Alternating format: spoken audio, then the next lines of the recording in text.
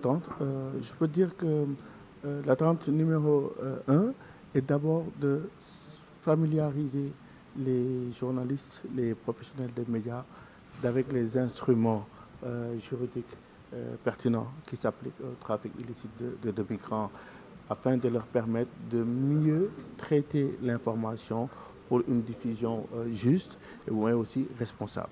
Ça, c'est l'une des attentes.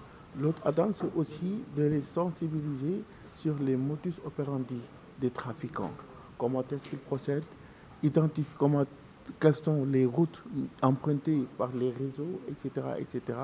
Mais aussi mettre l'accent sur les atteintes à la dignité humaine, n'est-ce pas, qu'endurent les migrants objets de trafic, afin que, n'est-ce pas, les populations puissent être beaucoup plus conscientes, n'est-ce pas, du danger que constitue la migration irrégulière, mais aussi mettre à nu les manœuvres des trafiquants qui, je le rappelle, exploitent la vulnérabilité et la détresse de nos jeunes sœurs, de nos jeunes frères, n'est-ce pas, pour alimenter le réseau ou bien essayer d'acheminer des migrants en Europe ou bien tout autre pays de l'Afrique ou bien de l'Amérique, de l'Asie.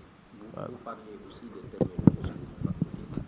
Oui, en fait, par rapport à la terminologie, il est très fréquent de relever dans la presse, par exemple, des termes comme trafic humain, n'est-ce pas, alors que ce terme n'est pas consacré.